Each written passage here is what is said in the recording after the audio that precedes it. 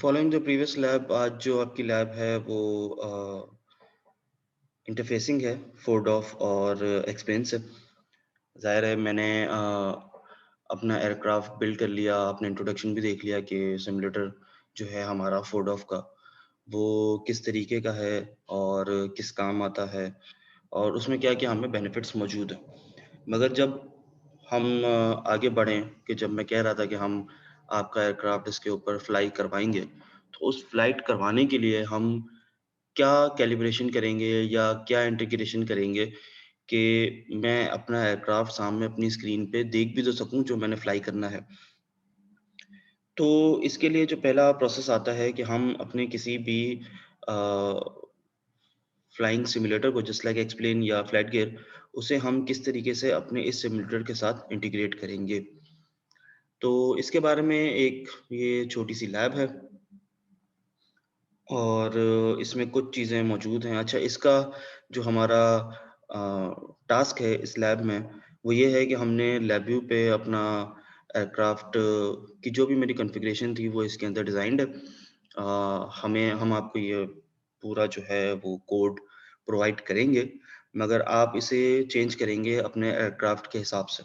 मतलब आपके एयरक्राफ्ट के जो भी पैरामीटर्स हैं या जो भी वैल्यूज़ हैं, वो आप अपने अ, हमारे इस दिए हुए LabVIEW के प्रोग्राम के साथ मतलब जो भी अपनी वैल्यूज़ हैं वो इस LabVIEW के प्रोग्राम में इंसर्ट करेंगे and then we will interface our explain and fold of with it.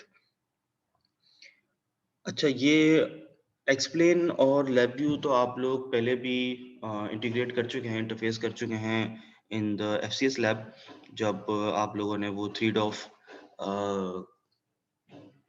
को ऑपरेट किया था using the lab view and explain. तो प्रोसेस कुछ उसी तरीके का है, सिंपल है। आप लोगों ने अपनी पोर्ट्स वगैरह सेलेक्ट करनी होती हैं, जिन पोर्ट्स के थ्रू मैं डेटा सेंड और रिसीव करूँगा एक्सप्लेन से, एंड आपने एक अपनी जनरल आईपी इसके अंदर इंसर्ट करनी होती है। अच्छा, अगर हम थोड़ा आगे इसकी ब्लॉक डायग्राम के थ्रू इसको समझें, तो इसमें हमारे पास 2 जो मेन बेसिक ब्लॉक हैं, वो ये है कि एक मेरे पास सामने मेरा एक्सप्लेन का सिमुलेटर मौजूद है और मैं एक अपने कंप्यूटिंग टूल के साथ जो कि मेरे पीसी पे रन हो रहा है, मैं इन दोनों को इंटरफेस करवा रहा हूँ। अच्छा, इन दोनों को इंटरफेस करवाने का क्या मतलब है? देखो, पहली बात तो मैं ये चाहता हूँ कि मैं जो मेरे पास प्रोग्राम बना है, जो मैंने अपने पास using the blocks and other inputs, मैंने अपना जो एक टूल बनाया है, जो मैंने एक स्कीमेटिक बनाई है, वो एक्सप्लेन के साथ एक तो डायरेक्ट कनेक्टेड हो और मेरे एक्सप्लेन से जो भी डेटा आ रहा हो या जो भी डेटा मैं इसको दे रहा हूँ, वो उन दोनों के बीच में इंटरफेसिंग हो, ताकि जो भी मेरी मूवमेंट्स हैं, वो रियल टाइम पे हो रही हों। अब इसमें 2 चीज़ें होती हैं। ज़ाहिर बात है, मैं स्कीमेटिक तो बना लिया, मैं डायरेक्ट तो कोई इनपुट नहीं दे रहा एक्सप्लेन को। मैंने एक जॉयस्टिक लगाई हुई है। अब 2 चीज़ें होती हैं, या तो मैं ये करूँ कि मैंने जॉयस्टिक को अपने लैब के साथ कनेक्ट किया और मैं यहाँ से जो भी अपनी जॉयस्टिक की मूवमेंट करूँ, वो पहले लैब व्यू पे जाए, लैब व्यू मेरी मूवमेंट को कैलिब्रेट करे एंड देन वो इस मूवमेंट को एक्सप्लेन सिमुलेटर की तरफ सेंड करे एंड देन वो एयरक्राफ्ट मूव हो और फिर जितनी मूवमेंट हो वो फीडबैक के थ्रू वापस मेरे प्रोग्राम पे आ रही हो। अब ये थोड़ा-सा ट्रिकी है, ये करने को कर सकते हैं, ये एक्चुअली रिवर्स इंजीनियरिंग कहलाती है इस चीज़ की कि मेरा अच्छा, दूसरा जो पॉइंट है वो ये है कि मेरा जो स्टिक है, जो मेरा कंट्रोलर है, वो एक्सप्लेन से कनेक्टेड है डायरेक्ट। अब एक्सप्लेन से कनेक्ट होने के बाद जो भी मूवमेंट हो रही है, वो डायरेक्ट मेरे स्कीमेटिक पे आ रही है। तो अब यहाँ पे कोई फीडबैक लूप नहीं बना। तो ये मेरे पास 2 सिनेरियोज़ हैं। एक तो मैंने अपनी स्टिक को LabVIEW से कनेक्ट किया और दूसरी जगह पे मैंने अपनी स्टिक को एक्सप्लेन से कनेक्ट किया। तो एक्सप्लेन से जब स्टिक कनेक्ट हो, वो तो एक डायरेक्ट कनेक्शन है और जब मेरा स्टिक मेरी LabVIEW के साथ कनेक्टेड है, वो मेरा एक रिवर्स इंजीनियरिंग हो गई। कैसे? वो समझाता हूँ।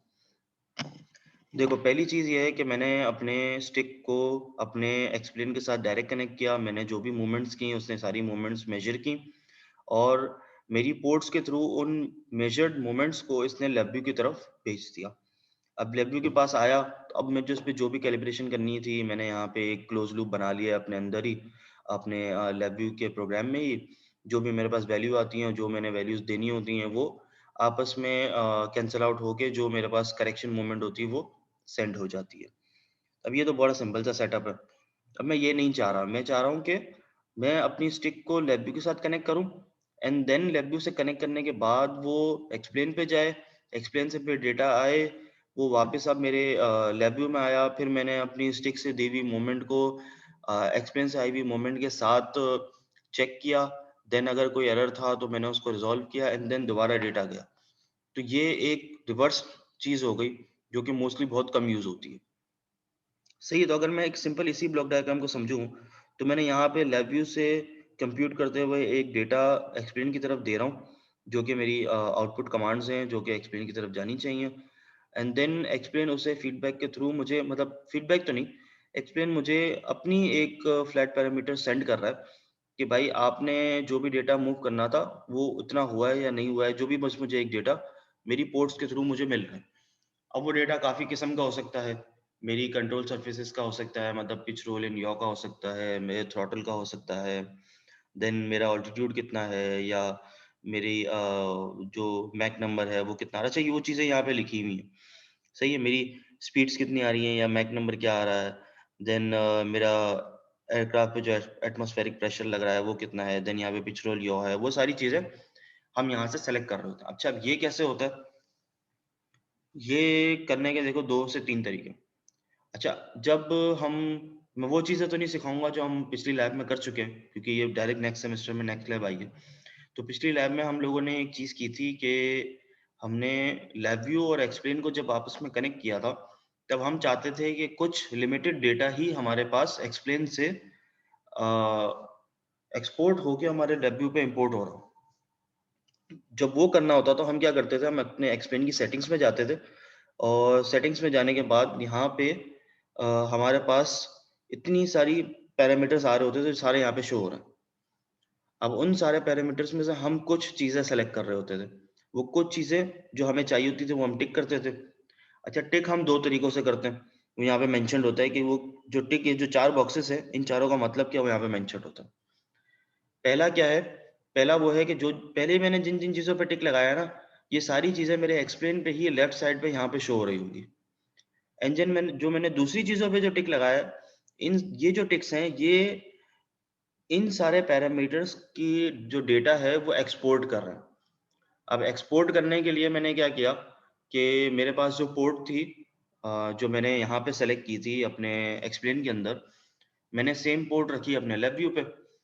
तो वो इन चीज़ों का जो डेटा है, वो उस एक पोर्ट के थ्रू, डेटा पोर्ट के थ्रू मेरे LabVIEW पे जो सेम डेटा पोर्ट मेंशन्ड है, वो डायरेक्ट यहाँ से डेटा उठा के वहाँ पे सेंड कर रहा होगा। एंड ऑब्वियसली इसके बीच में एक जनरल आईपी एड्रेस भी कनेक्ट हो रहा होता है, जो कि इनको कनेक्शन में हेल्प करता है। तो ये 2 जो मेरे टिक्स हैं, वो ये डिफाइन कर होते हैं कि पहला वाला जो टिक है, वो मेरे एक्सप्लेन में ही मुझे शो करा देगा कि भाई ये जो आपने टिक किया है ना, इन चीज़ों का ये डेटा यहाँ पे शो हो रहा है। और जो मेरे सेकंड टिक्स हैं, वो मेरी पोर्ट के थ्रू मुझे LabVIEW पे डेटा सेंड कर रहे होंगे। एंड देन LabVIEW पे डेटा कैसे सेंड कर रहे थे, वो क्या था, वो आप लोगों ने अपनी पिछली लैब में चेक किया हुआ है। एंड देन इसके अलावा हम अपनी फोल्डर वाला जो स्कीमेटिक है, वो भी आप लोगों से शेयर करेंगे, तो आप लोगों को याद आएगा कि वहाँ पे हमारे पास एक स्ट्रिंग होती थी पूरी, ब्लैक कलर की एक स्ट्रिंग होती थी।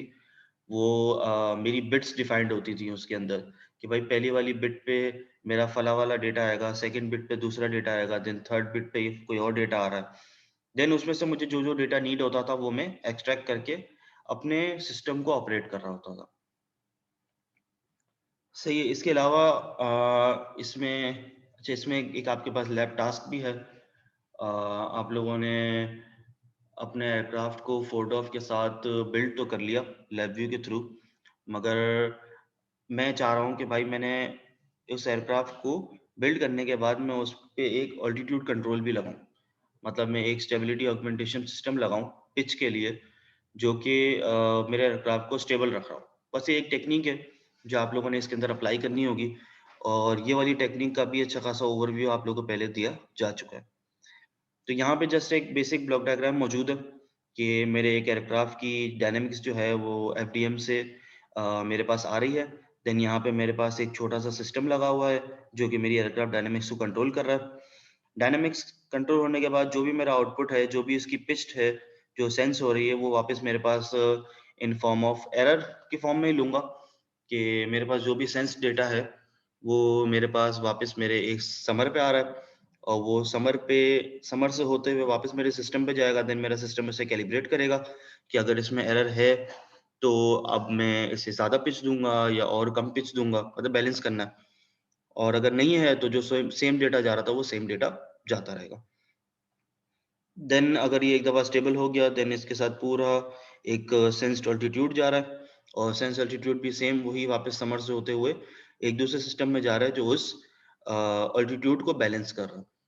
And then in the end जब ये सारा बैलेंस हो जाए, तो यहाँ से मेरे पास अल्टीट्यूड की कमांड जा रही है, जो मेरे एयरक्राफ्ट को जो बैलेंस करेगी। अब ये जो एंड वाला पोजीशन है, ये एक्चुअली मेरे सिम्युलेटर की तरफ जा रहा होता है और ये वाला जो पूरा सीन है, ये मेरे मतलब ये वाला जो आउटपुट है ना, ये मेरे मेरे फोर्ड ऑफ सिम्युलेटर के ऊपर जा रहा है और ये जो मेरा इंटरनल जो चल रहा है, ये मेरे LabVIEW और एक्सप्लेन में आपस में इंटीग्रेशन हो रही है, इंटरफेसिंग हो रही है। सही है, देन आप लोगों का एक छोटा-सा टास्क है, जो यहाँ पे मौजूद है। आप लोगों को ये वाला प्रोग्राम गिवन है, आप लोगों के पास इमेज है, इस प्रोग्राम को बनाना है और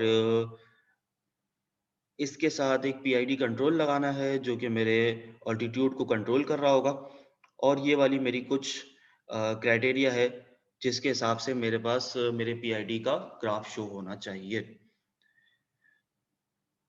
जस्ट इन शॉर्ट, मैं अपने पीआईडी को यूज़ करते हुए, अपने कंट्रोलर को यूज़ करते हुए एक स्टेबिलिटी ऑगमेंटेशन सिस्टम बना रहा हूँ, जिसमें जिसमें ये क्राइटेरिया है और इसी क्राइटेरिया के हिसाब से मेरा आउटपुट शो होना चाहिए। सही है, तो आज के लिए आप जस्ट यही थी। मैंने अपने जो सिम्युलेटर है मेरा फोर्डोफ, उसको मैंने एक्सप्लेन के साथ और मेरा जो एक LabVIEW स्कीमेटिक डिज़ाइन था, उसके साथ इंटीग्रेट करते हुए अपना सिम्युलेटर मैंने ऑपरेट करना है। सही है, ये चीज़ अच्छा मुझे बताने की आई होप कि मुझे नीड नहीं है कि ये सारा काम जो है, ये जो भी डेटा ट्रांसमिशन है, वो यूज़र डेटाग्राम प्रोटोकॉल के थ्रू हो रही है, टीसीपी के थ्रू नहीं हो रही, यूडीपी के थ्रू हो रही है, जो कि हम पहले भी कर चुके हैं। तो ये वाली जो लैब थी, वो काफ़ी हद तक सिमिलर थी। फोर्डॉफ को अगर हटा दिया जाए, तो इसके अलावा काफ़ी हद तक ये सिमिलर है, जो आप लोग एफसीएस में कर चुके हैं। सही, आई होप अगर इसमें कोई इश्यू तो नहीं होगा आप लोगों को। अगर स्टिल कोई इश्यू हो, तो you can ask me. Thank you. अल्लाह हाफ़िज़।